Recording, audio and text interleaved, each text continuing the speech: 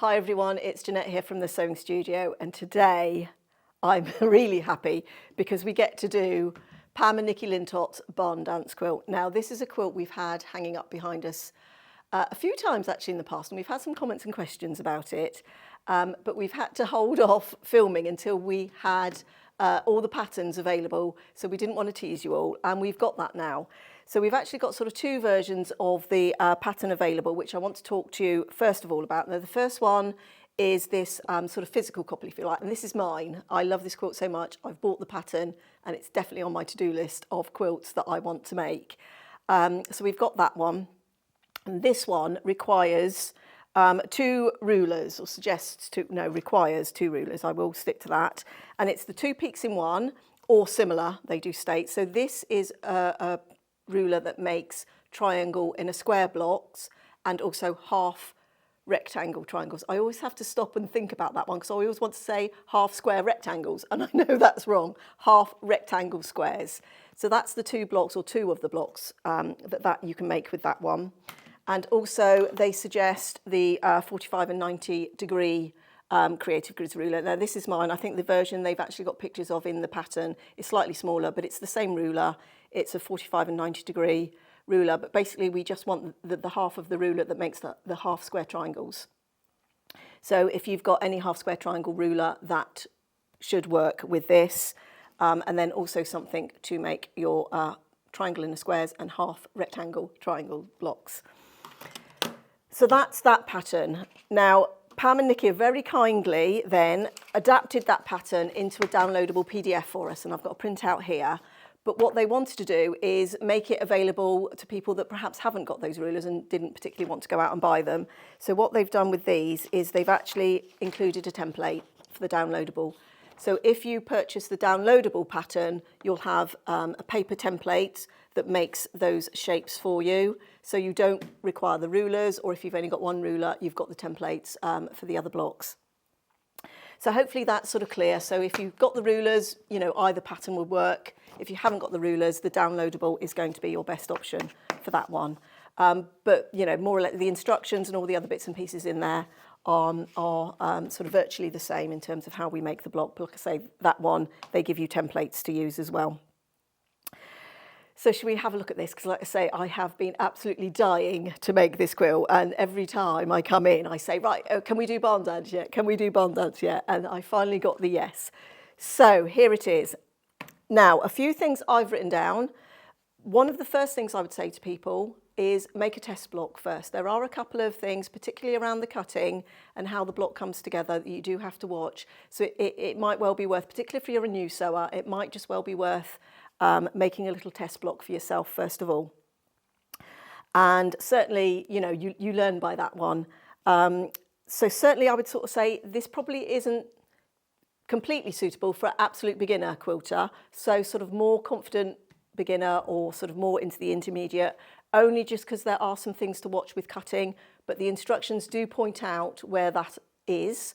So please don't let that put you off, because what I will say to any, depending on your skill, or regardless of your skill level, is if you are motivated enough that you want to make it, you're more likely to get it finished. It might just take a little bit more practice to learn some of the techniques in this. So don't let that put you off. I always sort of say that to people. You know, make something you want to make, and you know, you tend to find your way through if you do that. But hopefully also watching this video, I can point out the little pitfalls that you might fall into if you haven't sort of done any of these blocks before, or put anything like this together before.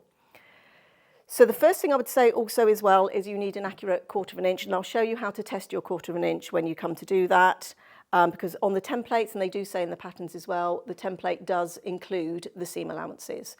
So you don't need to add anything to that, and also the rulers have got the seam allowances built in. So I would say, and I'm looking over here because I've made some notes of some important things to cover and I don't want to miss anything. Also take careful note of cutting instructions, particularly when it comes to the triangle in a square block and the half rectangle triangle blocks. It's important which way you have your fabrics, but we will go through that as we go through it. And that's about it really. So shall we get on and have a look how we make the block? So first of all, I started, and they start in here with the triangle in a square block. So I'm going to put my instructions there just for me to have a look at. Now, they used a layer cake, I should say, and this quilt measures, I think it's 68 inches square, yeah. And they used 9 blocks, so it's a 3 by 3, and then your outside border. And they used a layer cake, so the instructions are written for a layer cake, or you can do the equivalent of 42 10-inch squares from yardage, and you may want to do that. They also say in here, you can either do it so your colours, you sort of match them up into pairs like they've done to give a more formal look to the quilt, or you can go completely scrappy in it, and I think it would look just as good. I actually think this would look brilliant in Christmas fabrics. So, triangle in a square block. So I've got my 2 colours here that I've chosen, and you can sort of see, let me put them under the close-up. So I've chosen here, now this is, I don't know if it's very, very dark blue or almost black, and this is a navy blue. So they're the 2 that I've chosen for my triangle in a square blocks, and we are going to cut. So the first thing we're going to do is either grab the template or the 2 peaks in 1, and we're going to use this full triangle section on this.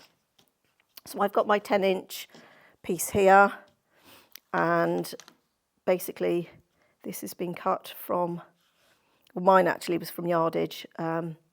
I should say as well, the fabric I'm using for this is Kansas Troubles Basics. I think it was their Basics fabric range. The blunt piece of the template goes along the top of the fabric, and then you line up your line on the bottom of the fabric, and they will tell you in the instructions what size to cut your strips for this. So I'm just going to lay that on there, make sure everything's lined up. And I'm going to make my cut. Now I'm right-handed, so I'm going to do that side first for my first cut. I'm going to then move that bit of fabric out the way. And what I actually do, so we're not trying to cut across ourselves, is line this up again to make my second cut. And we're going to try and get these as accurate as we can. So that's my centerpiece for my triangle in a square block. I'm going to cut my other one from here, and you can see on this piece of fabric I've already made that cut. So once you come to do the second cut, you can just turn the rule around and line it up again.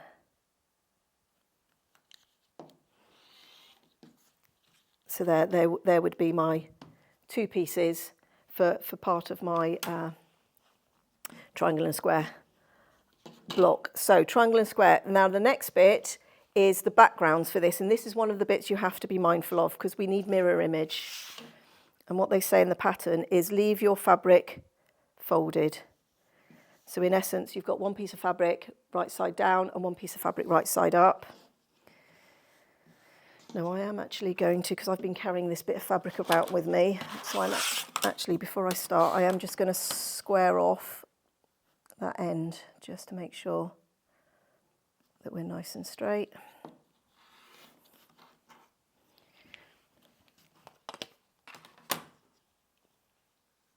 And now I can line this bottom section of the ruler, so this half section,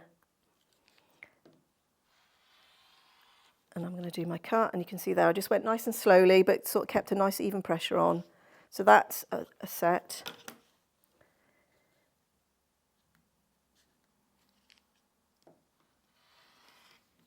And that's a set. Now in the instructions they tell you how many to cut for the whole quilt of all the different pieces, how many strips to cut and how many bits to cut from those strips.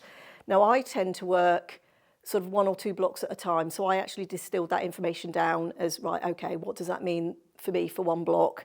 Because I get a bit bored. So I need to sort of keep swapping the tasks out. So I tend to just sort of cut a few at a time and then sort of go and make a few, make some blocks and then go back to some cutting rather than stand there for ages doing all the cutting. So now when we open these up, you can see we've got 2 pieces that are going in the angles in opposite directions, and our triangle is going to fit in the middle of that. So you can see that there. So what I did once I've cut those out is I lined up all my ones that are going that way on that side, all my ones on that side, and I put all my triangles in the middle.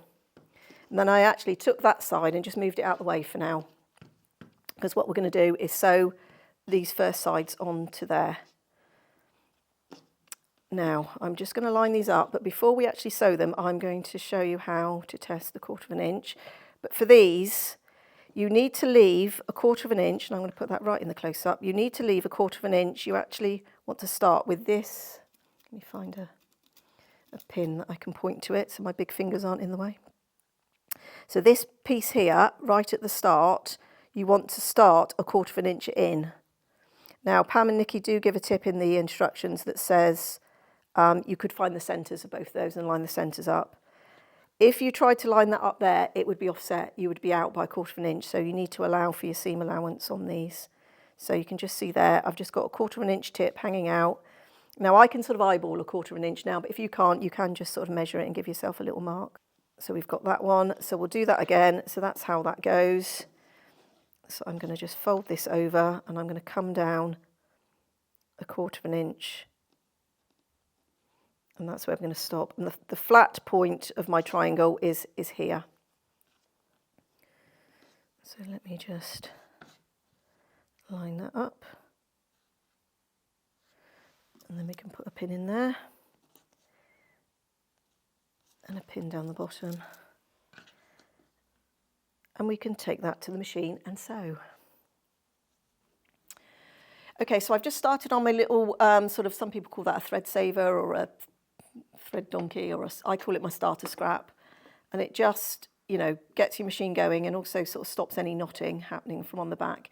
Now I've got two 2.5 inch squares here. So because I need to sew with an accurate 1/4 inch, I'm actually going to sew these together with what I think should be an accurate 1/4 inch. And this is how to test for your 1/4 inch seam. And I'm going to sew that.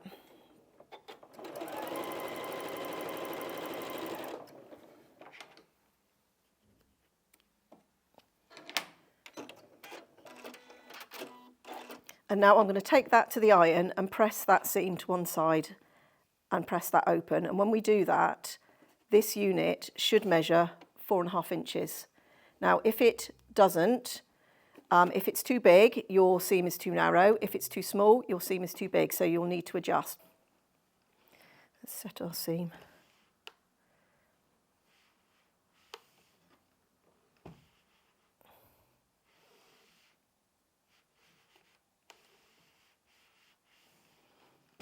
And also don't forget our pressing is important, because we want to make sure that there's no tucks and folds in that, because that's also going to alter the size of that. Now some people attach that to a 4.5 inch piece of fabric. Now you see there, I'm slightly short. So let me show you under that. So my 1/4 inch setting, which I've put on there, isn't quite a 1/4 inch setting. I'm about 1/8 short. So I need to adjust. So you can see there, I've just come out just slightly, put that under the, slightly shorter than my 4.5. So I'm going to adjust that. I'm going to narrow my seam length again. So if you looked at that, that looks like that's a 1/4 inch, but actually that's coming out slightly short. Also make sure that you've cut 2.5 inch squares and you haven't undercut to begin with. But I'm just going to adjust this. It's only going to have to be adjusted by a little bit. So now I can just get on and sew. Now because I'm starting on a narrow bit, I'm definitely going to start on a scrap piece of fabric first. Because what that does then is helps prevent the machine from pushing that small point down into your throat plate. Now if you put a single hole throat plate on, that can also help stop that.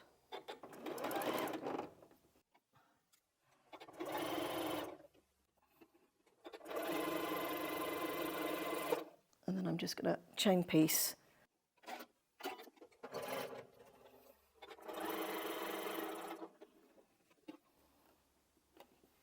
Now be careful here, because that's a bias edge, so don't be sort of pushing or pulling.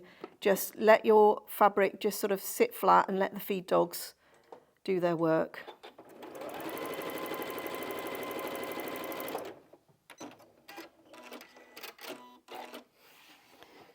Now once I've got one side on, you could take that to the iron, but that also then gives you the danger of sort of distorting the fabric with the heat. So I tend to just finger press that gently, and just, you know, there at that point. So I'm just going to finger press that very gently because that is stretchy. I'm just going to concentrate on here because now we want to bring in these second pieces. Now, top tip here, you'll see I've got a little bit of dog ear there. Don't clip it off yet because that's going to help us, because if we now lay this second piece so that the point lays flat on top of that, that's our 1/4 of an inch. So that helps us with positioning.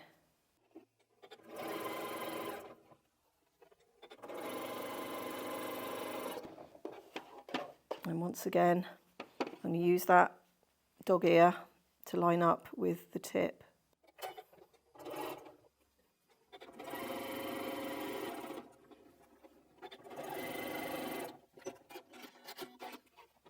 So there's our blocks. Let's take those to the iron. Now on these, because I've already sort of pressed that back, what I do is just go in with the tip of the iron, just hold it on that seam, just help set that seam, and then put the iron on the other seam. And then we can just press that back.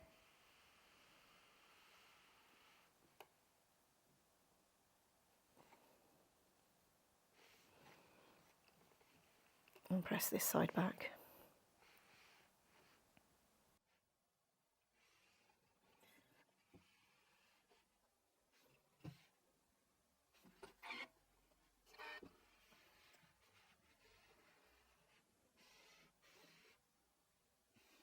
There we are, and there's our triangle and the square blocks. So we've got 2 there. Now I tended to just make sure, go in and measure, make sure they're coming out the right size, which is why I sort of say to people, you know, it's a good idea to make a test block. And then I'm just going to take off those little dog ears that stick out there because they will get in the way of our sewing. So I'm just going to nip those off, and we can nip off these side ones as well. If you want to do that, you can do it with scissors. I tend to rotary cut.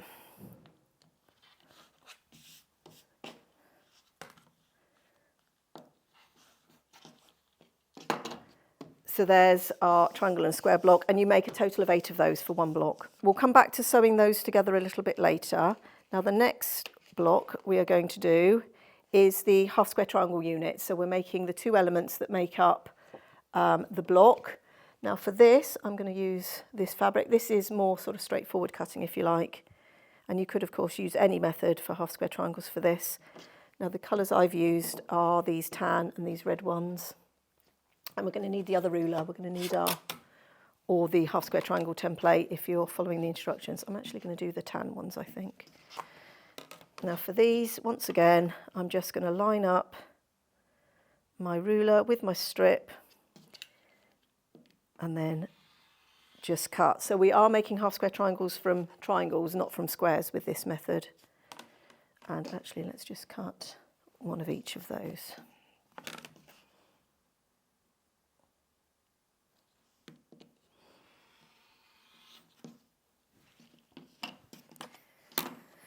So there's my half square triangle units.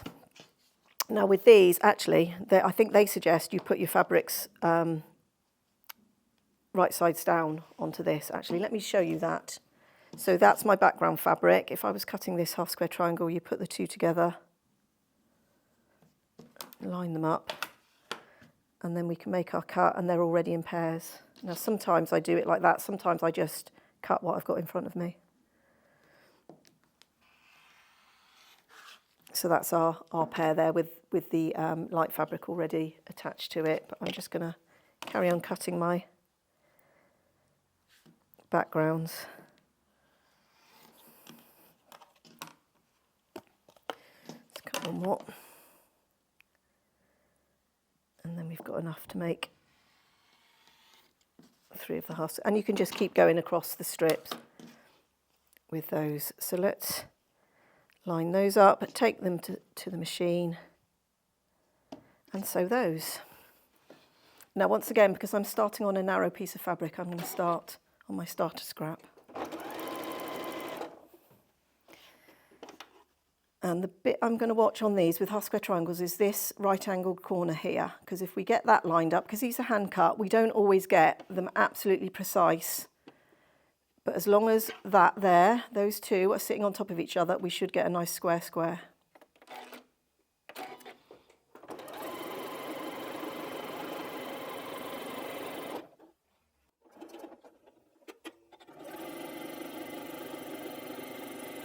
And this is the one that we cut the two pieces together.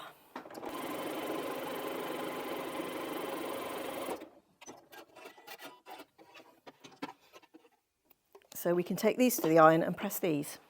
So I'm setting the seam, and then I'm just going to use the weight of the iron to just press that fold back.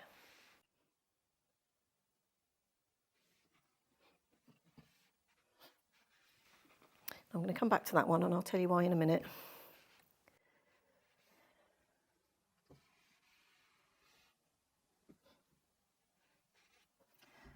Okay, so I'm going to press that one. Now on this one, these come together in the centre of the block. These are going to be my tan units, which are going to be the centre of my block.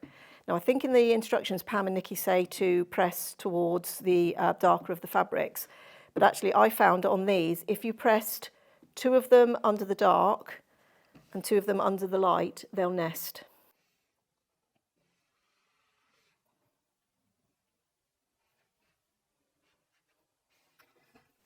Now, I would say, they may say that somewhere in the pattern, but I'm really bad at reading instructions and I tend to skip bits. It's just, my brain just doesn't, for some reason, it doesn't always absorb the information.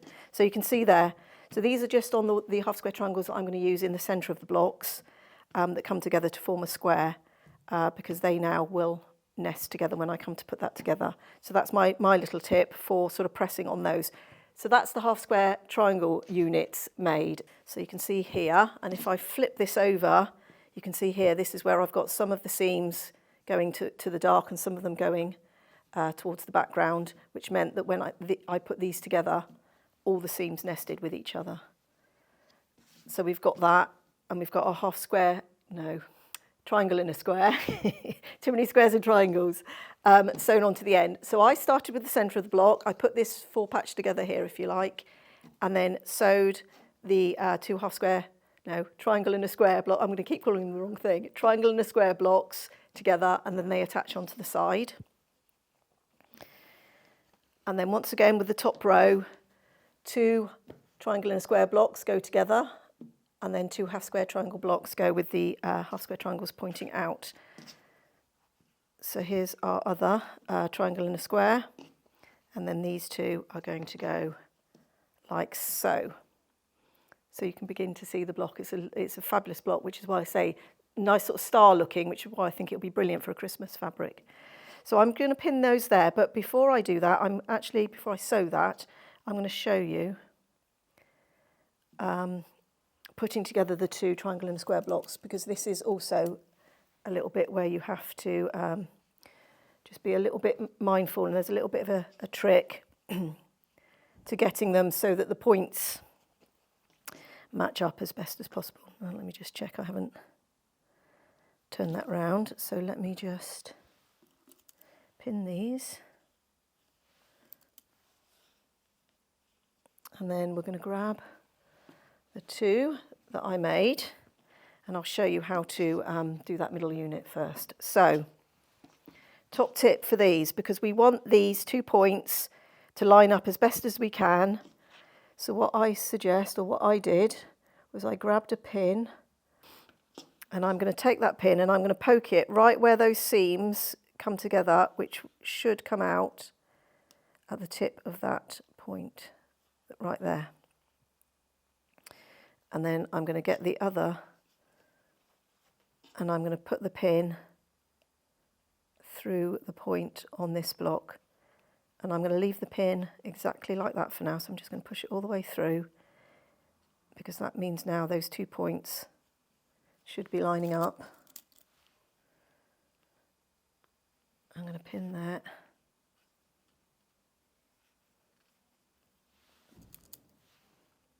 I'm going to pin that. pin one side there. You've never seen me use so many pins in one block, have you? I started with 4 pins at home, and then after a while I just cut it down to 3, so the one in the middle and the 2 on the ends. Now for the moment I'm going to leave that pin that's gone through the point there, but that's going to help us line those 2 points up. So this is why I was saying, you know, if you're a beginner, it is possible, but there is a sort of a little bit of a knack in terms of getting that block together. Saying that, at the end of the world, if your tips are slightly out, it's not the end of the world. Life will still go on. So let's just sew these.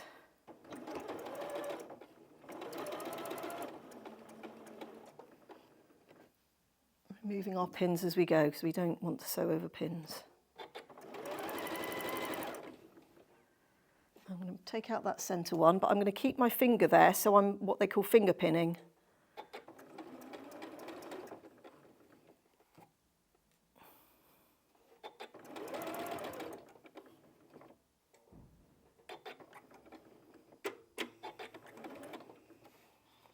Now I just went very carefully through because it's quite bulky there, and if you go too fast, that bulk can throw your needle off. So just go through, and then we can whiz to the end. Now my other tip was I actually pressed this seam open because there's a lot of bulk right there. So here I press that seam open. Now I'll just finger press that for the moment. We'll take that to the iron in a minute. In the meantime, let's grab this unit here where we've put our half square triangles on.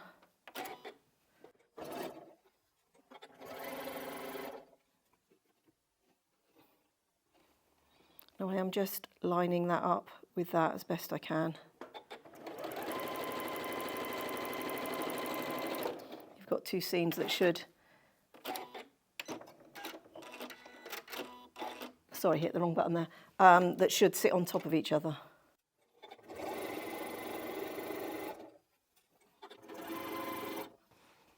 So that's going to be that way round.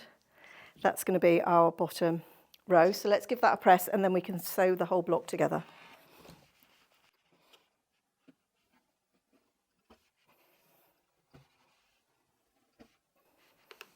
So you can see there I've pressed that middle seam open.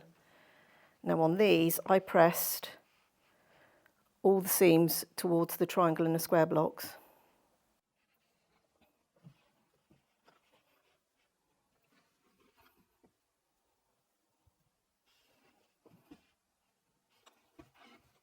So there we are, we can attach now the top and bottom rows. So we're going to nest there and just give that a little bit of a sort of rub if you like, but because we've pressed towards the triangle and square blocks, those seams are going in opposite directions. So let's put a pin there. We've got a match point here in the centre. Now we've got a seam that's open here and one that's, oh, actually I've pressed that one open, so we just need to, I thought that one had gone to the side. So we just need to make sure, and I'm just lining those seams up on top of each other. They don't nest so well when you've pressed them open, but the block does lie flatter, so we do sort of lose the nesting, but we gain a flatter block.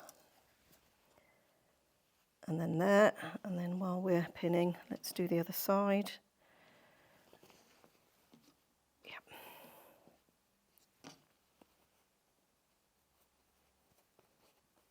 We've got 2 more seams and the block's done.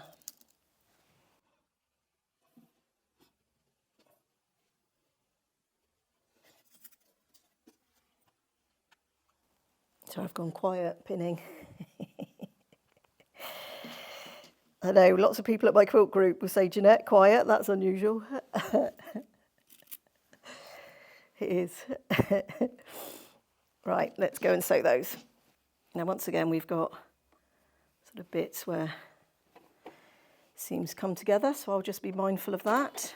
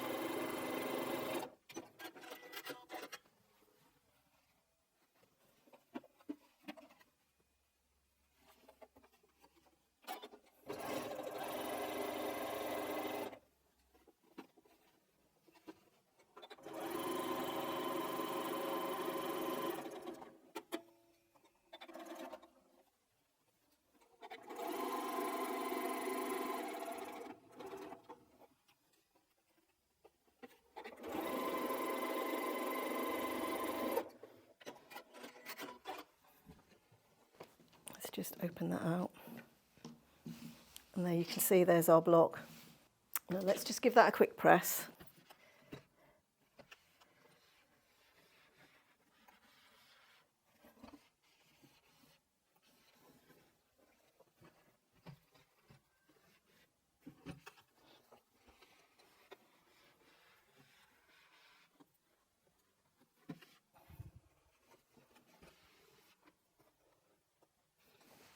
Got all sorts of bits of thread coming out the seams there.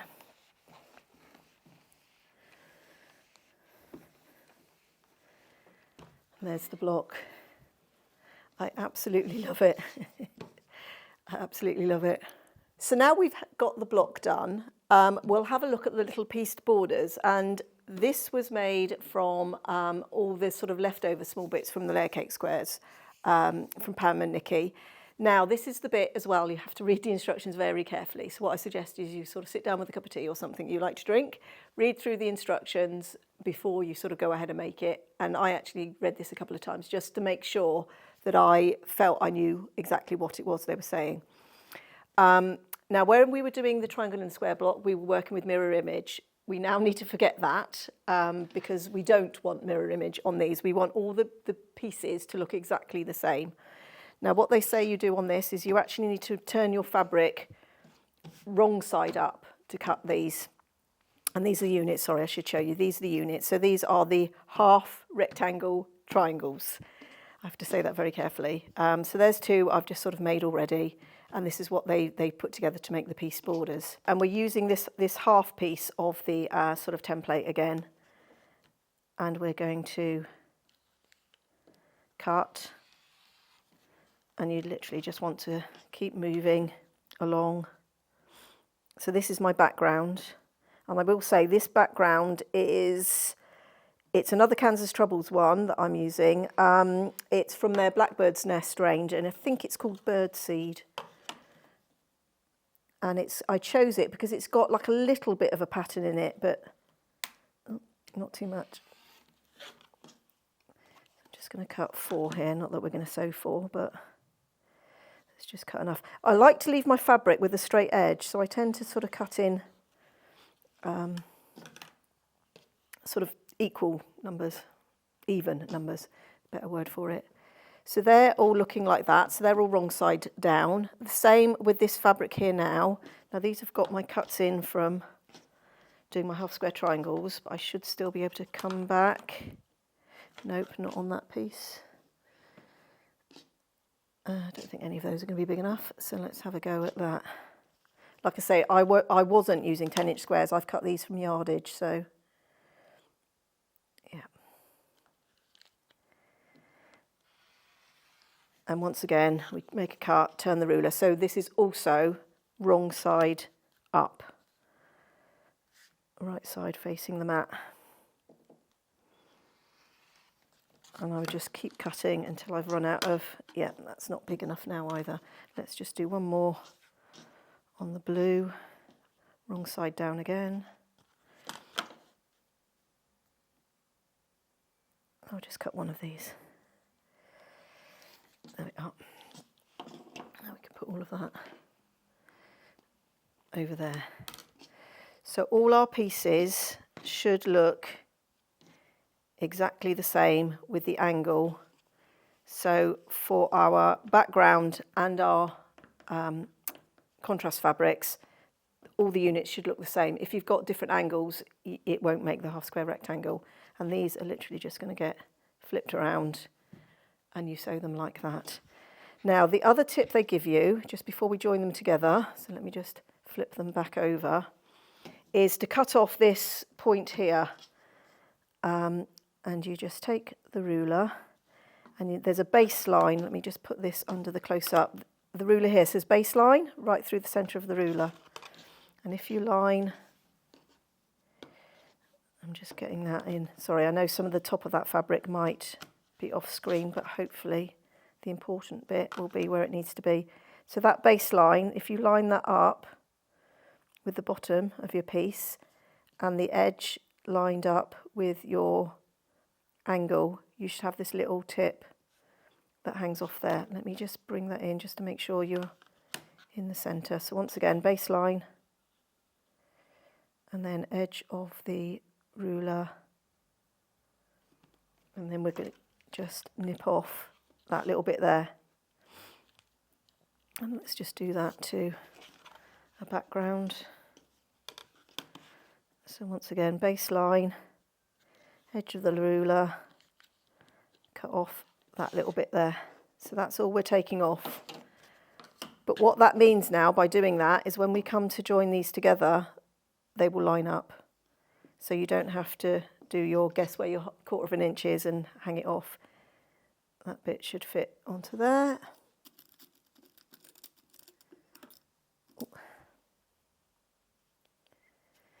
And that bit fits flat, goes onto the flat bit there. So it makes lining up these blocks a lot easier by doing that. And that's where the beauty of that ruler comes in.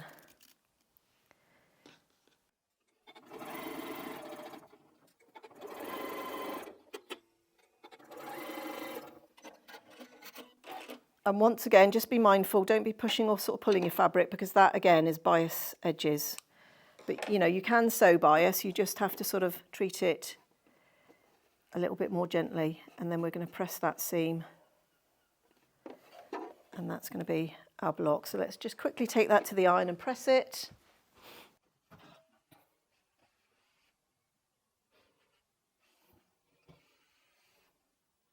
And there we are, that's our half rectangle triangle block all sewn.